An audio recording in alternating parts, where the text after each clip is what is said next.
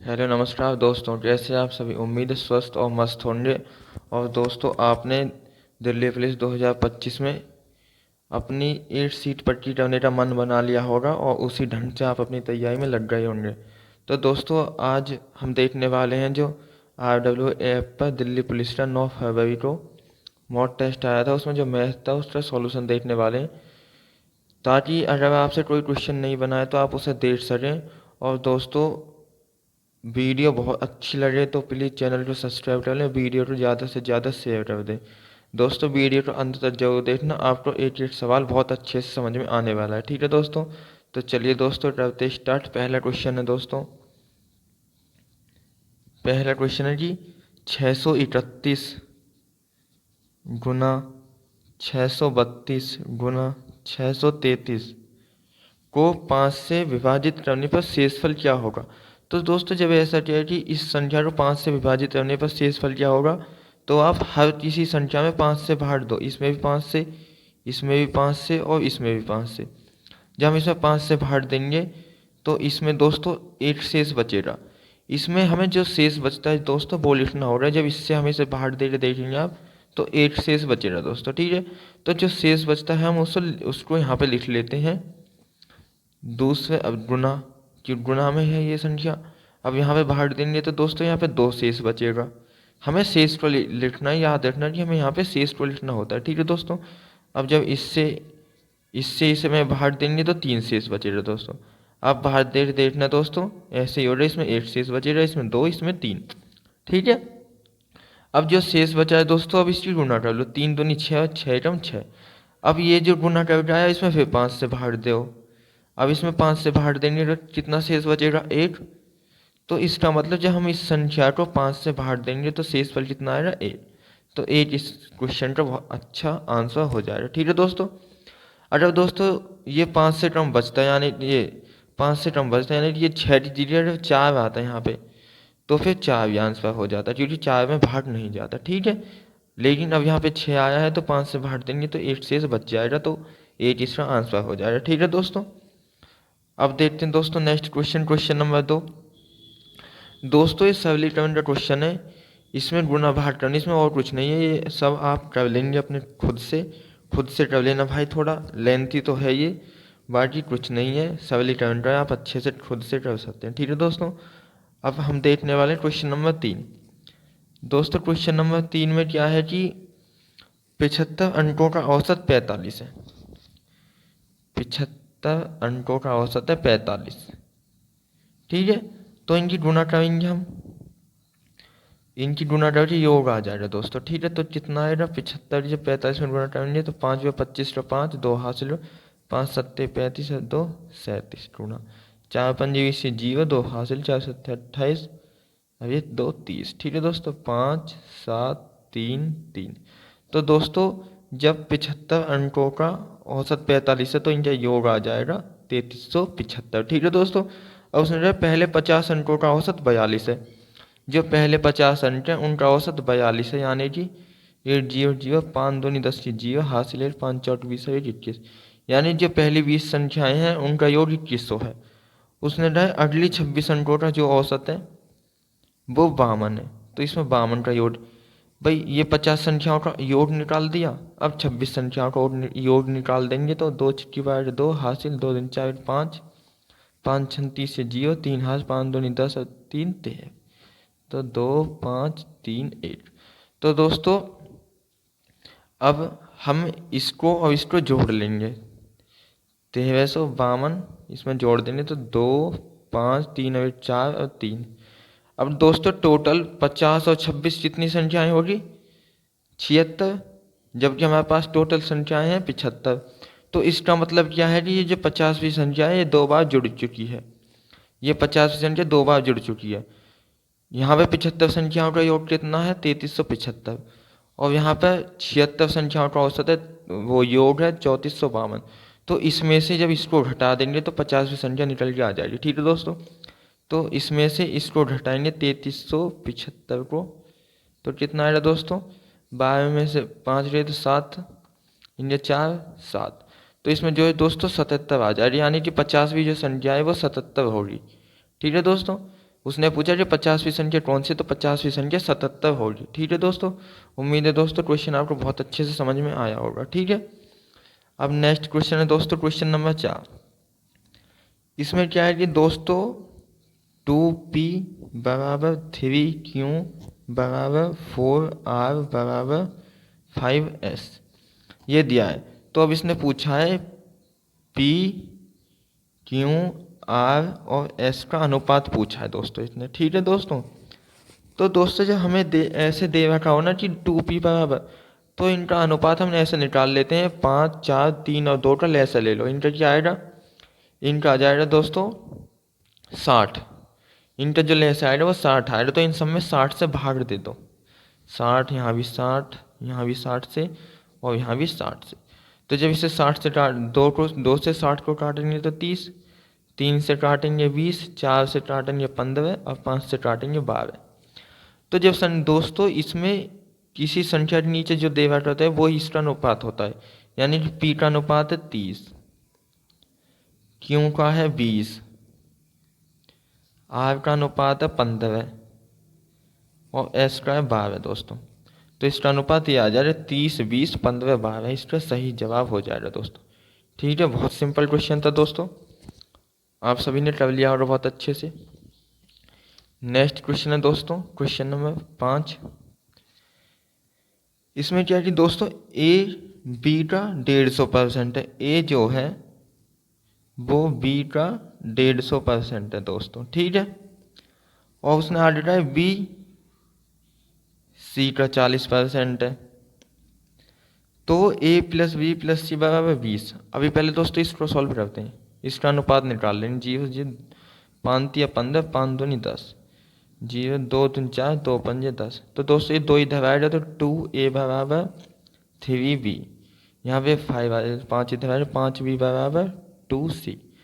तो दोस्तों यहाँ पे ए बी का अनुपात निकालेंगे तो कितना आएगा, ए का मान तो है 3 और बी का है 2। ठीक है, यहाँ पे देखें बी और सी का अनुपात दोस्तों, तो बी का तो है 2 और सी का है 5। तो दोस्तों आप देखेंगे बी का मान यहाँ पे भी 5 है, बी का मान यहाँ पे 5 है, यानी कि ये सेम है, हमें बराबर करने की जरूरत नहीं है। तो अब इनका अनुपात लिख लेंगे ए बी सी का। ए का कितना है 3, बी का 2, 5, सी का 5, ये इसका अनुपात है दोस्तों। उसने कहा है कि ए प्लस बी प्लस सी का जो योग है वो 20 है, और हमारे हिसाब से कितना योग है इनका अनुपात दोस्तों, 5 और 2 7 और 3 10, 10 से 2 बार कट जाए, यानी एक यूनिट का मान है दोस्तों 2, तो 3 यूनिट का मान 6, 2 यूनिट का मान 4 और 5 का 10, यानी कि इसमें 2 की गुना कर दी इनका असली वो निकालने के लिए दोस्तों। इनका असली जो मान है वो 2 6 4 और 10 है। ये तो अनुपात था, ये है 6 4 10 से असली मान आ रहा है। और उसने पूछा है 2b plus 3c minus 4a का मान बताओ। तो दोस्तों 2, b का मान कितना है, b का है 4 प्लस 3, c का कितना है 10 गुना 10 माइनस 4, a का मान कितना है दोस्तों 6 गुना 6। तो इधर 4 दूनी 8 प्लस 10 या 30 माइनस 4 3 24। तो दोस्तों यार 30 और 8 38, 38 में से 24 गए तो दोस्तों कितना बचेगा 14, कितना आ जाएगा 14, इसका सही जवाब हो जाएगा दोस्तों। ठीक है, उम्मीद है क्वेश्चन भी आपको बहुत अच्छे से समझ में आया होगा। अब देखने वाले दोस्तों क्वेश्चन नंबर 6। क्वेश्चन नंबर 6 में क्या है कि दोस्तों उत्तीर्ण होने के लिए यानी कि पास होने के लिए आवश्यक अंक जो है, पास होने के लिए हमें 40% अंक चाहिए। ठीक है, लेकिन किसी छात्र को 250 अंक मिले परंतु वह फिर भी 38 अंकों से फेल हो गया, यानी कि 38 अंकों से फेल हो गया, यानी कि उसके 38 नंबर कम है। अगर वो 38 नंबर और लिया था तो वो पास हो जाता दोस्तों। तो अगर हम इसे 38 नंबर दे देते हैं, 8 5 3 8 200, यानी कि अगर वो 38 अंक और लिया था तो उसके अंक हो जाते 288, और 288 पे वो हो जाता पास। अब देखें कि अंक तो 288 पे पास है और परसेंटेज 40 पे पास होता, तो ये 288 40% का मान हो रहा है दोस्तों।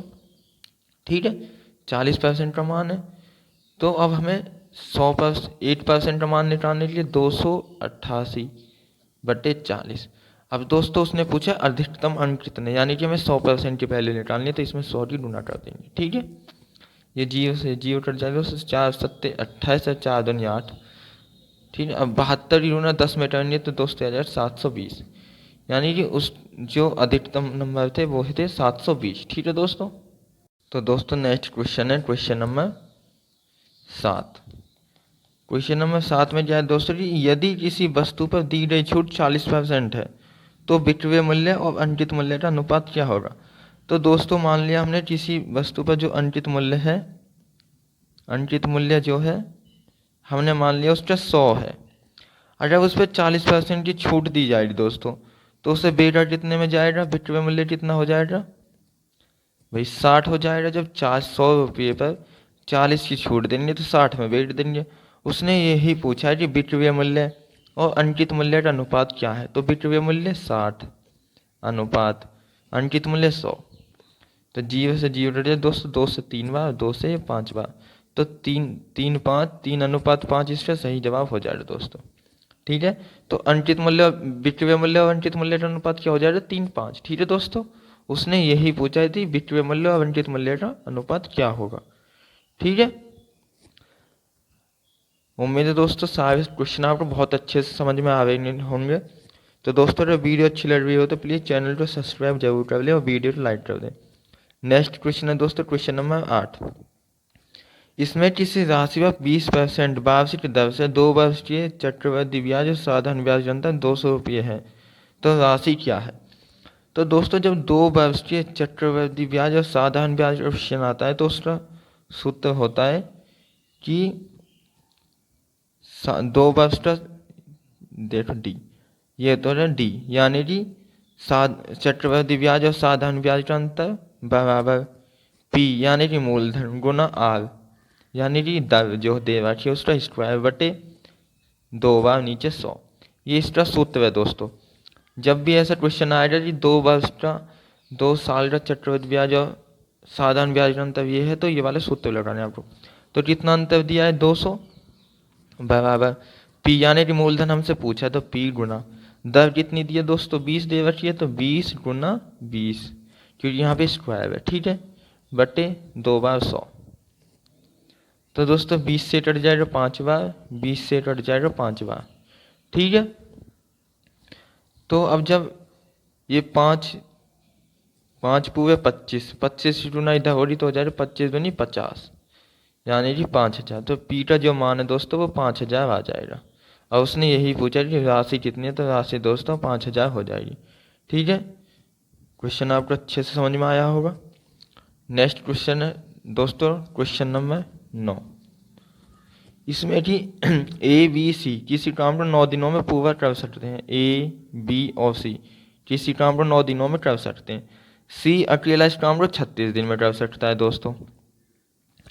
तो ए तथा बी एक काम करते हुए 50% कितने दिनों में कर लेंगे। तो दोस्तों सबसे पहले हम इनका एलसीएम लेंगे, कितना आ जाएगा 36। फिर 9 से इसमें बाहर दिन 9 4 36 और 36 से 36 यानी सी एक दिन में एक काम करता है दोस्तों। ठीक है, और ये तीनों मिलकर एक दिन में 4 काम करते हैं। जब सी एक काम करता है एक दिन में, 4 में से एक काम सी ने कर दिया, तो ए बी कितना करते होंगे 3 काम, ये दोनों मिलकर करते हैं 3 काम। हमें अलग अलग नहीं पता, लेकिन दोनों का पता है कि दोनों एक दिन में 3 काम करते होंगे। ठीक है, अब उसने पूछा कि इस काम का 50% यानी 36 का जो 50% है दोस्तों, 50 दूनी 100 2 से 18 यानी कि 18 काम को ए और बी कितने दिनों में कर लेंगे। तो 18 काम को दोस्तों ये एक दिन में 3 काम करते हैं, तो 3 से बाहर दे देंगे। भाई ए और बी एक दिन में 3 काम करते हैं, उसने यही पूछा कि ए बी कितने दिन में ख़त्म कर लेंगे।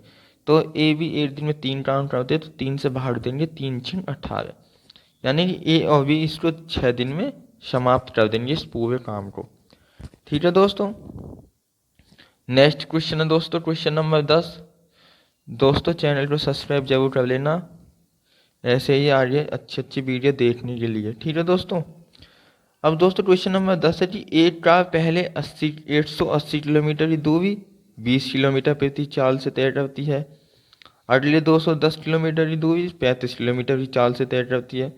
तो कार की औसत चाल। तो दोस्तों स्ट्रेट सूत्र होता है औसत चाल बराबर कुल दूरी बटे कुल समय। तो दोस्तों कुल दूरी कितनी है, पहले तो चलिए उसने 180 किलोमीटर की दूरी, दूसरी बार में चलिए उसने 210 किलोमीटर की दूरी, ठीक है, बटे कुल समय। तो 880 जो 880 किलोमीटर की दूरी है उसने कितने की चाल से चली है दोस्तों, 20 किलोमीटर की चाल से। तो उसे कितना समय लगा होगा, 20 निम्मा, तो यहाँ पे उसे लगे 9 घंटे, ठीक है। प्लस 210 किलोमीटर की जो दूरी उसने चली है 35 किलोमीटर की चाल से, तो यहाँ पे उसे कितना समय लग रहा है दोस्तों, 6 घंटे, ठीक है। यहाँ पे 6 घंटे लग रहे। तो दोस्तों अब इन्हें जोड़ देंगे, हो जाए 0 8 8 9 और 390/15, ठीक है, ये हो जाएगा। अब इसका इसमें बाहर दे देंगे, आ जाए दोस्तों 15 दूनी 30 और 15 छक्की 90। तो दोस्तों उसकी जो औसत चाल है वो 26 किलोमीटर प्रति घंटा हो जाएगी, ठीक है। आपको कुछ नहीं करना है, बस ये फॉर्मूला याद होना चाहिए। अगर ये फॉर्मूला याद है तो आप इसको कर लेंगे, वरना ये आपसे नहीं होगा दोस्तों। क्योंकि फॉर्मूला याद है तो आप सीधा सीधा इसमें रख देंगे और सॉल्व करना है, उसके बाद कुछ नहीं है, ठीक है। नेक्स्ट क्वेश्चन है दोस्तों क्वेश्चन नंबर 11। क्वेश्चन नंबर 11 दोस्तों नेक्स्ट क्वेश्चन। इसमें था किसी समलंब चतुर्भुज की दो समांतर भुजाएं क्रमशः 17 सेंटीमीटर और 15 सेंटीमीटर हैं। यदि उस समलंब चतुर्भुज की ऊंचाई 6 सेंटीमीटर है तो इसका क्षेत्रफल ज्ञात कीजिए।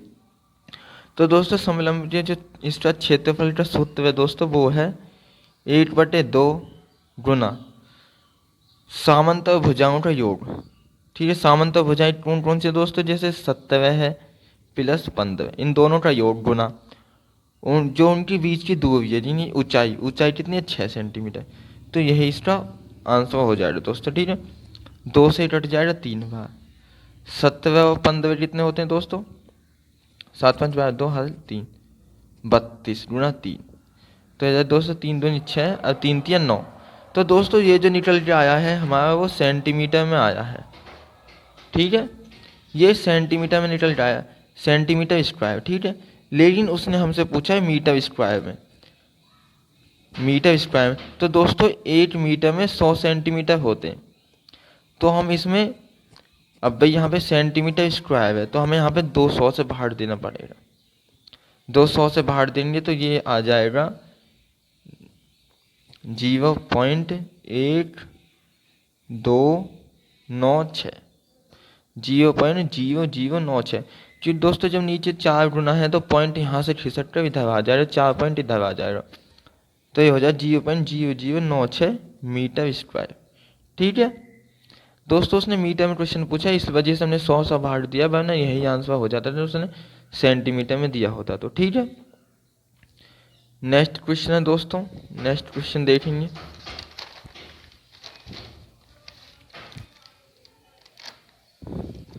नेक्स्ट क्या है दोस्तों, नेक्स्ट क्वेश्चन नंबर 12। इसमें कि यदि 28 संतरों का केवीय मूल्य 28 संतरों का केवीय मूल्य दोस्तों 24 संतरों के विक्रय मूल्य के बराबर है दोस्तों, ठीक है। तो लाभ प्रतिशत बताइए। तो जब दोस्तों इनका जो है ये क्रय मूल्य और विक्रय मूल्य बराबर में दिए होते हैं तो हम क्रय मूल्य के आगे वाले को तो क्रय मूल्य मान लेते हैं और ये विक्रय मूल्य है इसको विक्रय मान लेंगे दोस्तों, ठीक है। ये हो जाएगा विक्रय मूल्य। तो क्रय मूल्य कितना है 24, अब विक्रय कितना 28, यानी कि उसने कोई वस्तु 24 में खरीदी और 28 में बेच दी, तो कितने का लाभ हुआ 4 का, कितने पर 24 गुना 100, 4 से 6 बार कट जाएगा दोस्तों, ये फिर कटेगा 2 से 3 बार, 2 से 50 बार, फिर 3 से इसमें बाहर देंगे तो आएगा दोस्तों 16 सही 2/3%, उसका लाभ हो जाएगा कितना 16 सही 2/3%, इसका सही जवाब हो जाएगा।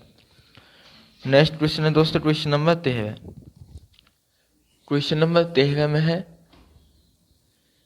इसमें कि 12 मीटर गुना 6 मीटर गुना 4 मीटर आयाम वाले खंभे में लगाए जा सकने वाले सबसे लंबे खंभे की लंबाई ज्ञात कीजिए। तो दोस्तों इसमें जो है घनाभ, इसमें घनाभ का विकर्ण पूछा है। क्योंकि दोस्तों अगर हम कोई सबसे लंबी छड़ रखना चाहते हैं, मान लो किसी खंभे में सबसे लंबी छड़ रखनी है, तो एक कोने से दूसरे कोने में रखी जाए, यानी कि विकर्ण पूछा है उसने। तो विकर्ण का सूत्र है l square plus b square plus h square. ठीक है, तो एल यानी कि लंबाई कितनी है दोस्तों 12, तो 12 का स्क्वायर हो जाएगा 144 प्लस चौड़ाई कितनी है 6 मीटर, 6 का स्क्वायर 36, ऊंचाई है 4, तो 4 का स्क्वायर 16, तो हो जाएगा रूट 196। जब हम इसको जोड़ेंगे तो जोड़ के आ जाएगा 196, और 196 किसका अंडर रूट होता है, तो ये दोस्तों 14 का अंडर रूट होता है, तो इसका आंसर जो हो जाएगा वो 14 हो जाएगा। ठीक है, इसका सही जवाब हो जाएगा 14 मीटर। ठीक है दोस्तों, नेक्स्ट क्वेश्चन है दोस्तों क्वेश्चन नंबर 14। इसमें भी दो संख्याओं का मैस है 11 और लेस है दोस्तों, लेस क्या है, लेस है दोस्तों, लेस 693 है, जिसमें से पहली संख्या है दोस्तों, पहली संख्या कितनी दे रखी है 77, और दूसरी संख्या पूछी है। तो इसके दोस्तों सूत्र होता है, इसका सूत्र होता है पहली संख्या गुना दूसरी संख्या बराबर LCM गुना HCF। ठीक है, तो पहली संख्या दूसरी 77 है गुना दूसरी संख्या हमें पता नहीं है, तो दूसरी पे ऐसे। ठीक है, LCM कितना है 693 गुना HCM कितना है 11। तो दोस्तों जब हमको ये संख्या निकालनी है, तो हम ये संख्या इधर गुना में, तो ये इधर भाग में चली जाएगी। जब 11 से 77 को काटेंगे 7 बार, और 7 से इसे काटेंगे तो आएगा दोस्तों 7 नीम 63 और 7 नीम 63, यानी कि दूसरी जो संख्या है दोस्तों वो 99 हो जाएगी। दूसरी संख्या क्या निकल जाएगी हमारी 99। ठीक है, और नेक्स्ट और लास्ट क्वेश्चन है दोस्तों क्वेश्चन नंबर 15। इसमें दोस्तों 2400 रुपये की राशि 20 मार्च 2019 से 31 मई 2019 तक कितने % की वार्षिक ब्याज दर से साधारण ब्याज। तो दोस्तों साधारण ब्याज का सूत्र है PRT/100। ठीक है, यानी P होता है दर, मतलब P होता है मूलधन, कितना है 2400 रुपये। ठीक है, दर कितनी है दोस्तों, दर दी है 6 से 1/4, यानी 4 24 25/4। ठीक है, गुना। अब दोस्तों समय हमें निकालना होगा, 20 मार्च से 31 मई तक कितने दिन हो गए दोस्तों, 73 दिन हो गए। ठीक है, अब दोस्तों ये दिन दिए हैं, तो हमें इसमें साल बनाने के लिए 365 से भाग दे देंगे, क्योंकि एक साल में 365 दिन होते हैं, तो साल बनाने के लिए इसमें 365 से भाग दे दिया, गुना ये वाला 100 दोस्तों, ये वाला 100 यहाँ इसमें सूत्र में है ही। ठीक है, ये 2 जीरो से ये जीरो कट जाए दोस्तों, ये 4 से कट जाएगा 6 बार, और इस 6 से कटेगा 6, ये 6 कट जाए दोस्तों, 2 जीरो से 2 जीरो, 4 से 6 बार। ठीक है, तो इसे काट लें दोस्तों 5 से 5 बार, 5 से 5 बार कट जाए, ये 5 से 5 7 35 और 5 3 15, इस 73 से दोस्तों ये 73 कट जाएगा, तो 6 की गुना जब 5 पे करेंगे कितना आ जाए 6 पंजे 30, यानी कि 30 रुपये जो है उसका साधारण ब्याज हो जाएगा दोस्तों। ठीक है, तो दोस्तों उम्मीद है आप लोग सारे क्वेश्चन बहुत अच्छे से समझ में आए होंगे। और दोस्तों अगर आप लोग वीडियो अच्छी लगी है तो please video like share and subscribe channel को जरूर कर दें। ठीक है, जिससे कि आपको आगे और भी जो ऐसी मैं वीडियोज बनाते हैं वो आपको मिलते हैं। ठीक है दोस्तों, मिलते हैं आगे किसी नेक्स्ट वीडियो में, जब तक के लिए जय हिंद दोस्तों।